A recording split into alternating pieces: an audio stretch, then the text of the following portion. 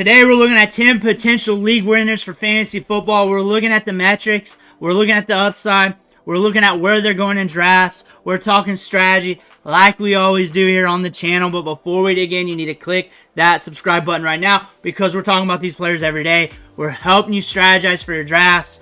We're helping you set your lineups in season every day. We're talking about the waiver wire. After the waiver wire runs, we're still talking about the waiver wire because you're probably still doing pickups. Click that button right now. Stop missing out. This is the only channel out there that does this. But T. Higgins, the thing about him is a year or so ago, you were drafting him, or he was going in drafts a few rounds earlier. In home league drafts, round 5-ish, 6-ish, depending on your draft. Underdog drafts, round 4. This time last year, underdog drafts, round 2-ish, somewhere around there. People shooting for that upside. Now he's back with the Bengals. People kind of sleeping a little bit because last year he was off and on with injuries, but when he was on the field, targets going his way, he was bringing it home because he gets those deep targets. He still gets a good target share, or at least amount of targets, and the volume's there, but you're catching him at a discount. And if you like T. Higgins the year prior in drafts, then you should like him a little bit more because he's a little bit cheaper.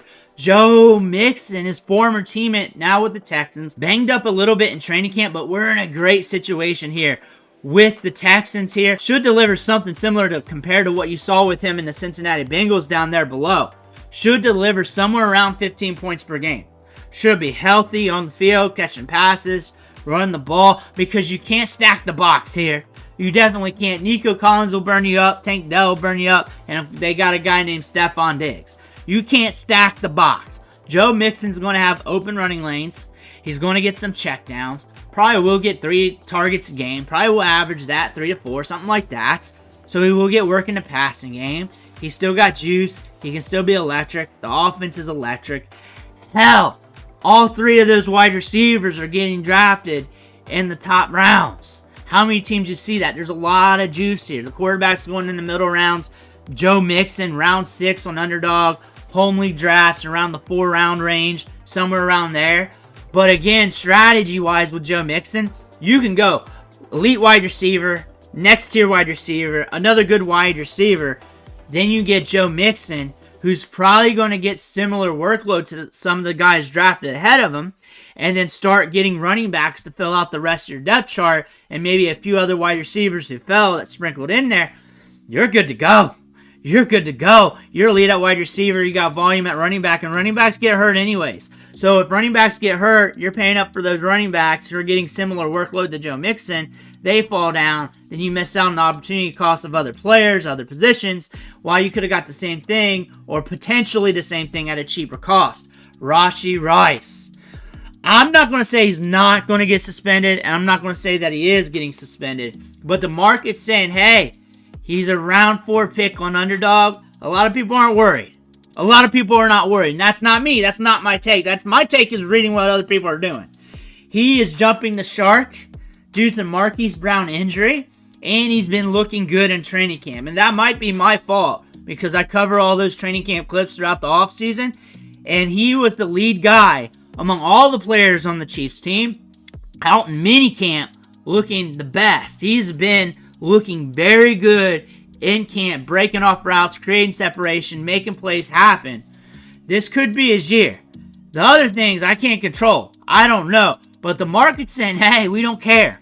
We don't care. Maybe you want to follow suit with what the market's doing here and draft him up because the upside's there with this offense. Kyren Williams. I'm not too worried about Blake Corum. I think they're still going to use Kyren Williams at a good clip. I think it should be reduced back, but I think it's going to be a good reduced back considering it was getting too much workload. But I believe he's still going to be used in similar facets. He's still going to get a top-tier opportunity share. Should push for top-tier numbers in fantasy still. George Pickens is going to get deep balls thrown his way. I look for him to push 100 air yards a game. Target share should be up, but the amount of targets should remain around the same, 5, 6, 7 targets a game. That being said, that's a wide receiver you want in the early middle rounds. That's a wide receiver that you want as your wide receiver 2, or even like maybe a wide receiver you're playing the matchups with. If you're going like hero RB or a robust RB early, drafting 2 running backs with your first 2 picks or something like that, and now you're trying to look at wide receivers to play money ball with, I think he's going to get some opportunities with Russ Wilson and Justin Fields. Both of them are pushing the ball downfield. Both of them are being aggressive towards George Pickens in practice and then also in preseason. I think balls are just going to come his way, and he's looked his best in training camp among all the other training camps, and I'm the guy that's going to know that outside the Steelers beat writers because we cover the training camp clips every day. I'm the one in tune with that, not the other fantasy football creators on this YouTube app.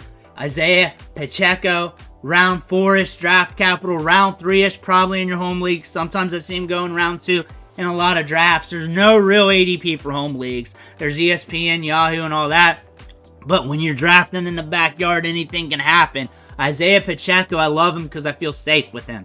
I feel comfortable. I feel good. He's a warm blanket. I can go elite wide receiver and get my running back and feel good and still get some production at the running back position. Get 15, 16 fantasy points per game. He's got juice. He can catch the ball in the backfield a little bit. The offense is explosive. Why not? Caleb Williams in the middle rounds is a discount quarterback. He's looking good. He's going to sling the ball. He's got some cojones. He can run with it too. We saw that at Oklahoma. We saw that a little bit in preseason. Caleb Williams at this cost, especially home league drafts, I think people are going to try and play a little safe with him in a lot of leagues.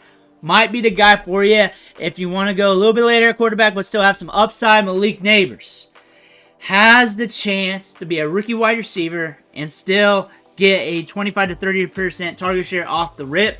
He has been the man in training camp. He has been the man in preseason. Daniel Jones has been looking horrible, but hopefully he's smart enough to just soak Nabers with targets to try to keep his job. Malik Nabers is here to help him keep his job. And if he's smart enough to realize that he has this awesome red stapler on his desk here that can really hammer home those papers, he better target Malik Nabers. But Malik Nabers, round 2 draft capital now on Underdog. You might catch him a little cheaper in home league drafts due to running backs being funneled up and him being a rookie. You might catch a rookie discount there. You better swallow that up. You better get him. You better draft him up because the upside's immense. He has Jamar Chase, Justin Jefferson, Marvin Harrison Jr. upside, Rachaad White. If you want to go cheap at running back, nail down elite wide receivers, if you can catch him and Joe Mixon on the turn while getting good at wide receiver, because these running backs get nicked up anyways. They do. Why not get running backs here in the cheaper rounds that are getting workload? Round 6 is on Underdog. Your real leagues and at home in the backyard, round 4-ish. Round 4 range, round 5 range. But if you're on the turn and you can catch them both and you can load up a wide receiver, if something happens to your running backs and you're loaded up a wide receiver, you're probably going to be good all right because you can still pluck the waiver wire and you got your top tier wide receivers to hold it down for you while you're playing the waiver wire and scratching and clawing your way with those running backs off the waiver wire. You might be okay. Running backs get nicked up. It's a good insurance policy to go a little bit cheaper. Maybe go here RB, get one good guy, and just play the market. Be frugal with the running back position throughout. But if you're doing that, Rachaad White could be that guy for you. Jonathon Brooks. If you're looking for a true upside play, I do not know if any news broke out between now and I started this video. But if he starts the season on the PUP, injured reserve, and you can slide him to injured reserve, more than likely he's going to come back mid-season if that happens. And he has the upside to turn things around. He has the upside to be a league winner. Panthers invest in the offensive line.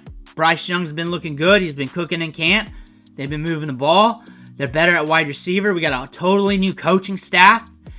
You can bring him up, start him middle of the season once your running backs are decimated by injury and everybody else's running backs are decimated by injury, and you got a guy just sitting there in the wings.